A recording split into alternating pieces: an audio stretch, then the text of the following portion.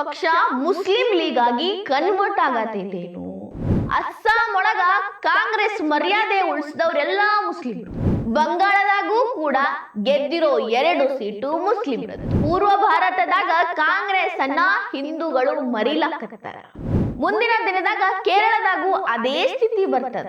ಕಾಂಗ್ರೆಸ್ ಅಂದ್ರೆ Muslim, Muslim ಅಂದ್ರೆ Congress. ಪಂಚರಾಜ್ಯಗಳ election result ಬಂದೈತಿ. ರಿಸಲ್ಟ್ ಬಂದ್ರೆ 3 ದಿನ ಆದ್ರೂ ಅದರದ ಸುದ್ದಿ. ಎಲ್ಲಾ ಕಡೆನೂ ಯಾರ್ಯಾರು ಗೆದ್ರು, ಹೆಂಗ್ ಗೆದ್ರು, ಯಾವ ರೀತಿ ಸಮೀಕ್ಷೆ ಸುಳ್ಳಾದು ಇದೇ ಮಾತ. ಪೂರ್ವ ಭಾರತದಾಗಂತೂ ಹಿಂದೂ ಅಲೆನ ಎದ್ದು ಬಿಟ್ಟೈತಿ. ಹಿಂದೂಗಳ ಪಕ್ಷ ಅಂತಾನೆ ಕರ್ಸ್ಕೊಳ್ಳೋ ಬಿಜೆಪಿ ಗೆದ್ದು ಹಿಂದೂಗಳ ಸಂಭ್ರಮ ಮುಗಿಲು ಮುಟ್ಟೈತಿ. ಕೇರಳದಾಗ ಸೋ ಕಾಲ್ಡ್ ಸೆಕ್ಯುಲರಿಸಂ ನೆಲ ಕಚ್ಚೈತಿ. ಕಮ್ಯುನಿಸ್ಟರ ಆಡಳಿತ ಭಾರತದಾಗ ಅಂತ್ಯ ಆಗೈತಿ.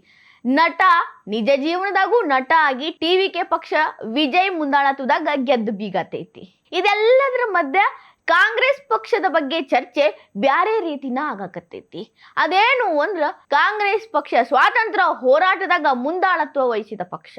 ದಶಕಗಳ ಕಾಲ ಭಾರತವನ್ನ ಆಳಿದ ಕಾಂಗ್ರೆಸ್ ಪಕ್ಷ, ಸೆಕ್ಯುಲರ್ ಪಕ್ಷ ಅಂತ ಅನ್ನಿಸ್ಕೊಂಡಿದ್ದ ಈ ಕಾಂಗ್ರೆಸ್ ಪಕ್ಷ ಈಗ ಮುಸ್ಲಿಂ ಲೀಗ್ ಆಗಾಕತ್ತೈತೇನು? ಮುಸ್ಲಿಂ ಲೀಗ್ಗೆ ಪೈಪೋಟಿ ಕೊಡುವಷ್ಟು ಅಭ್ಯರ್ಥಿಗಳು ಇದ್ರೊಳಗೆ ಇದ್ದಾರೇನು?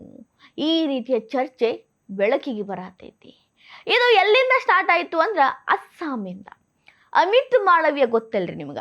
ಅವರು ಟ್ವಿಟರ್ ಒಳಗ ಒಂದು ಟ್ವೀಟ್ ಮಾಡಿದ್ರು, ಕಾಂಗ್ರೆಸ್ ಪಕ್ಷ ಮುಸ್ಲಿಂ ಲೀಗ್ ಆಗೇತೇನು ಅಂತ. ನಾನು ಒಂದು ಲಿಸ್ಟ್ ಓದ್ತೇನೆ. ಅಸ್ಸಾಂ ಒಳಗ ಕಾಂಗ್ರೆಸ್ಸಿನ 19 ಅಭ್ಯರ್ಥಿಗಳು ಗೆದ್ದಾರ. ಬರೀ 19 ರೀ. ಮತ್ತ ಅವ್ರ ಹೆಸರನ್ನ ಓದ್ತೇನೆ.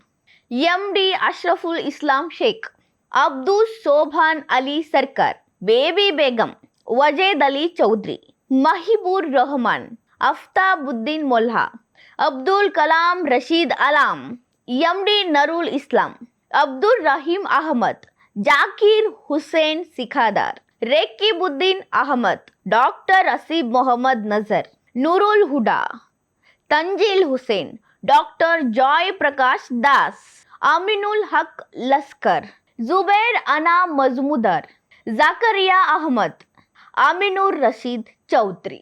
ಈ 19 ಹೆಸರುಗಳೊಳಗ ಒಂದೇ ಹೆಸರು ಹಿಂದೂವಿಂದಾಗಿತ್ತು. ಮಿಕ್ಕಿದ 18 ಕೂಡ ಮುಸ್ಲಿಮರದಾಗಿತ್ತು.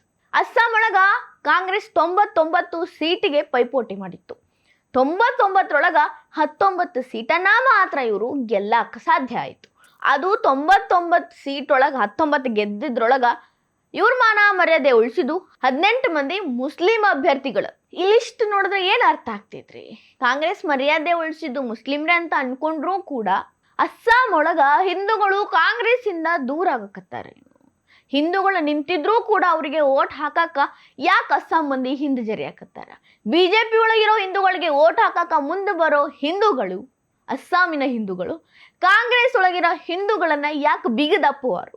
ಇದನ್ನೆಲ್ಲ ನೋಡಿದ್ರ ತೆಲಂಗಾಣ ಚೀಫ್ ಮಿನಿಸ್ಟರ್ ಒಂದು ಮಾತು ಹೇಳಿದ್ರಲ್ಲ, ಅದು ಖರೆ ಅನ್ಸಕತ್ತೈತಿ. ಏನ್ ಹೇಳಿದ್ರಿ?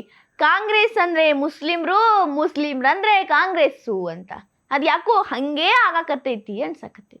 ಮುಸಲ್ಮಾನ್ ಕಾ ಮತ್ಲಬ್ ಕಾಂಗ್ರೆಸ್, ಕಾಂಗ್ರೆಸ್ ಕಾ ಮತ್ಲಬ್ ಮುಸಲ್ಮಾನ್ ಅಂದ್ರ ಇದರಿಂದ ಆರಾಮಾಗಿ ಗೊತ್ತಾಗೋದೇನು? ಅಸ್ಸಾಮಿನ ಹಿಂದೂಗಳು ಕಾಂಗ್ರೆಸ್ ಇಂದ ದೂರ ಸರಿದಾರು. ಇರೋ 1-2 ಬೆರಳೆಣಿಕೆಯಷ್ಟು ಹಿಂದೂಗಳು ಕೂಡ ಮುಂದಿನ ದಿನದಾಗ ಹಿಂದೆ ಸರಿತಾರು ಅನ್ನೋ ಅನುಮಾನಗಳೇ ಹೆಚ್ಚಾಗ್ತಾವ. ಕಡಿಕ 18 ಮಂದಿ ಮುಸ್ಲಿಂ ಕ್ಯಾಂಡಿಡೇಟ್ ಕಾಂಗ್ರೆಸ್ನ ಮರ್ಯಾದೆ ಉಳಿಸ್ಬಿಟ್ರು. ಇನ್ನ ಅಲ್ಲಿಂದ ವೆಸ್ಟ್ ಬೆಂಗಾಲ್ಗೆ ಬರೋಣ. ಅಸ್ಸಾಂದಾಗಂತೂ ಹಿಂಗ್ ಕತಿ ಮುಸ್ಲಿಂ ಲೀಗ್ ಆಗೋ ಪರಿಸ್ಥಿತಿಗೆ ಕಾಂಗ್ರೆಸ್ ಬಂದೈತಿ. ಇನ್ನ ವೆಸ್ಟ್ ಬೆಂಗಾಲ್ ಒಳಗ ಏನು ಕಮಲ ಅರಳೈತಲ್ಲ ಬಂಗಾಲ್ದಾಗ, ಅಲ್ಲಿ 294 ಕ್ಷೇತ್ರಕ್ಕೂ ಕೂಡ ಕಾಂಗ್ರೆಸ್ ಸ್ಪರ್ಧೆ ಮಾಡಿತ್ತು.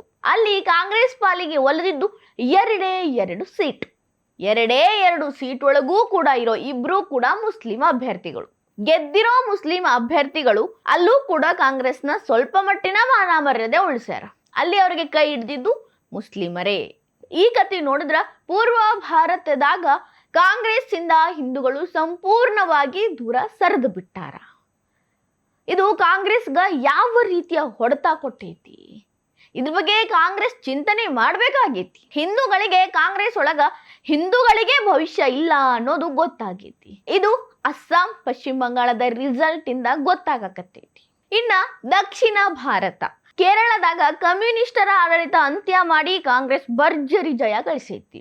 UDF ಮೈತ್ರಿಕೂಟ 102 ಸೀಟ್ಗಳನ್ನ ಗೆದ್ದು ಕಾಂಗ್ರೆಸ್ನ ಅಧಿಕಾರದಾಗ ಚುಕ್ಕಾನೆ ಹಿಡ್ದೈತೆ.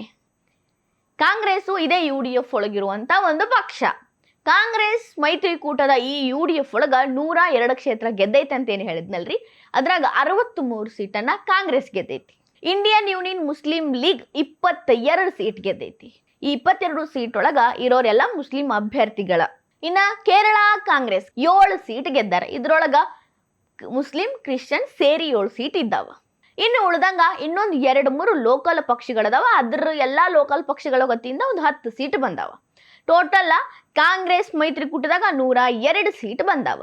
ಈ 102 ಸೀಟ್ ಒಳಗ ಹಿಂದೂ ಅಭ್ಯರ್ಥಿಗಳು ಎಷ್ಟು ಮಂದಿ ಇದ್ದಾರ ತೂಕ ಹಾಕಿ ಲೆಕ್ಕ ಮಾಡಿ ಹೇಳಿದ್ರು ಹೆಚ್ಚು ಕಡಿಮೆ 45ರಿಂದ 46 ಮಂದಿ ಹಿಂದೂ ಅಭ್ಯರ್ಥಿಗಳಾದಾರ ಕಾಂಗ್ರೆಸ್ ಮೈತ್ರಿಕೂಟದಾಗ. ಈ 45-46 ಒಂದು ಹೆಚ್ಚು ಆಗ್ಬೋದು, ಒಂದು ಕಡಿಮೆನೂ ಆಗ್ಬೋದು, ಅಷ್ಟು ಮಂದಿ ಇದ್ದಾರ. ಮುಸ್ಲಿಂ ಲೀಗ್ ಒಳಗಿರೋ 22 ಮಂದಿ ಮುಸ್ಲಿಂ ಅಂತ ಹೇಳಿದೆ. ಇನ್ನ ಲೋಕಲ್ ಪಕ್ಷದಾಗಿರೋ 7 ಮಂದಿ ಕ್ರಿಶ್ಚಿಯನ್ರು ಮುಸ್ಲಿಮ್ರು ಸೇರಿ. ಇನ್ನ ಲೋಕಲ್ ಪಕ್ಷ ಹೇಳಿದ್ನಲ್ರಿ, ಅದ್ರಾಗ ಅಬ್ಬಬ್ಬಾ ಅಂದ್ರೆ ಒಂದಿಬ್ರು ಇರ್ಬೋದು. ಟೋಟಲ್ ಕಾಂಗ್ರೆಸ್ ಮೈತ್ರಿಕೂಟದ 102 ಸೀಟ್ ಒಳಗ 45ರಿಂದ 46 ಮಂದಿ ಅಷ್ಟೇ ಹಿಂದೂಗಳದಾರ. ಇಲ್ಲೂ ಕೂಡ ಅದೇ ರೀತಿಯ ಒಂದು ಸೆನ್ಸ್ ಆಗಾಕತ್ತೈತಿ. ಪೂರ್ವ ಭಾರತದಾಗ ಹೆಂಗ ಕಾಂಗ್ರೆಸ್ ಇಂದ ಹಿಂದೂಗಳ ದೂರ ಸರ್ದಾರೋ ಅದೇ ರೀತಿ ಇಲ್ಲೂ ಕೂಡ ಸರಿಲಾಕತ್ತಾರೇನು ಅಂತ. 102ರಾಗ ಬರೀ 45-46 ಹೆಚ್ಚು ಕಡಿಮೆ ಅಂದ್ರ ಅರ್ಥ ಮಾಡ್ಕೊಂಬಿಡ್ರಿ, ಇಲ್ಲೂ ಕೂಡ ಹಿಂದೂಗಳು ದೂರ ಹೊಂಟಾರು. ಈ ಲೆಕ್ಕದಾಗ ನೋಡಿದ್ರು ಹಿಂದೂಗಳು ಕೇರಳದಾಗೂ ಕಾಂಗ್ರೆಸ್ ಇಂದ ದೂರ ಸರಿಯಾಕತ್ತಾರು. ಮುಂದಿನ ದಿನದಾಗ ಇದಕ್ಕಿನ್ನ ಕಡಿಮೆ ಆದ್ರೂ ಕೂಡ ಆಶ್ಚರ್ಯ ಪಡ್ಬೇಕಿಲ್ಲ. ಈ ರೀತಿ ಯಾಕೆ ಆಗಾಕತ್ತೈತಿ? ರೇವಂತ್ ರೆಡ್ಡಿ ಅಂತವ್ರು ಮುಸ್ಲಿಂ ಅಂದ್ರೆ ಕಾಂಗ್ರೆಸ್ಸು, ಕಾಂಗ್ರೆಸ್ ಅಂದ್ರೆ ಮುಸ್ಲಿಮು ಅಂದಿದ್ದಕ್ಕಾಗ್ಯೋ ಅಥವಾ ಹಿಂದೂಗಳ ಬಗ್ಗೆ ಕಾಂಗ್ರೆಸ್ಗೆ ಕಾಳಜಿ ಇಲ್ಲ ಅಂತ ಅದೇ ಸ್ವತಃ ತೋರಿಸ್ಕೊಳ್ಳಾಕತ್ತಿರೋದ್ರಿಂದಾಗ್ಯೋ ಅಥವಾ ಹಿಂದೂಗಳು ಎಚ್ಚೆತ್ತುಕೊಂಡಿರೋದ್ರಿಂದಾಗ್ಯೋ, ಇದೆಲ್ಲದಕ್ಕಿಂತ ಮುಖ್ಯವಾಗಿ ಅಖಿಲ ಭಾರತೀಯ ಕಾಂಗ್ರೆಸ್ ಪಕ್ಷ ಒಂದು ಮುಸ್ಲಿಂ ಲೀಗ್ ಆಗಕತ್ತೈತಿ ಅನ್ನೋ ಕಾರಣಕ್ಕಾಗ್ಯೋ. ಇದೆಲ್ಲ ನೋಡಿದ ಮೇಲೆ ಸ್ವಲ್ಪ ಮಂದಿ ಈಕೇನಪ್ಪ ಹಿಂದೂ ಧರ್ಮ, ಮುಸ್ಲಿಂ ಧರ್ಮ, ಕ್ರಿಶ್ಚಿಯನ್ ಧರ್ಮ ಅಂತ ಧರ್ಮ ಮಾಡಿ ಮಾತಾಡಕತ್ತಾಳ, ಚುನಾವಣೆ ಒಳಗ ಯಾರೂ ಧರ್ಮ ಮಾಡಬಾರ್ದು ಅಂತ ಅನ್ನೋದಾಗಿದ್ರ ಕೇಳಿಸ್ಕೊಂಡ್ಬಿಟ್ರಿ. ಹೆಚ್ಚಾಗಿ ನಾನು ಧರ್ಮದ ಬಗ್ಗೆರೇ ಮಾತಾಡೀನಿ. ಆದ್ರೆ ಕೆಲವು ಮಂದಿ ಜಾತಿ ಬಗ್ಗೆ ಮಾತಾಡಿ ಎಲೆಕ್ಷನ್ ಒಳಗ ಓಟ್ ಕಬಳ್ಸಾಕತ್ತಾರ. ಅದಷ್ಟೇ ಯಾಕ್ರಿ, ತುಷ್ಟೀಕರಣ ಮಿತಿ ಮೀರಿಸ್ಕೊಂಡು ಎಲೆಕ್ಷನ್ ಒಳಗ ಓಟ್ ಬ್ಯಾಂಕ್ ಗಟ್ಟಿ ಮಾಡ್ಕೊಳತ್ತಾರ. ನಾ ಬರೀ ಲೆಕ್ಕ ಹೇಳೀನಿ. ಎಷ್ಟರಿಂದ ಎಷ್ಟು ಮಂದಿ ಇದ್ದಾರ, ಯಾವ ಪಕ್ಷವನ್ನ, ಯಾವ ಪಕ್ಷದ ಯಾವ ಅಭ್ಯರ್ಥಿಯನ್ನ ಮಂದಿ ಒಪ್ಕೊಳಕತ್ತಾರ ಅನ್ನೋದ್ರ ಬಗ್ಗೆ ಡೀಟೇಲ್ ಹೇಳಿನಷ್ಟ. ಆದ್ರೆ ಎಂಡಲ್ಲಿ ಒಂದು ಮಾತೇನಂದ್ರ ಕಾಂಗ್ರೆಸ್ ಅನ್ನ ಹಿಂದೂಗಳು ನಂಬೋದನ್ನ ನಿಲ್ಲಿಸಿಬಿಟ್ಟಾರ.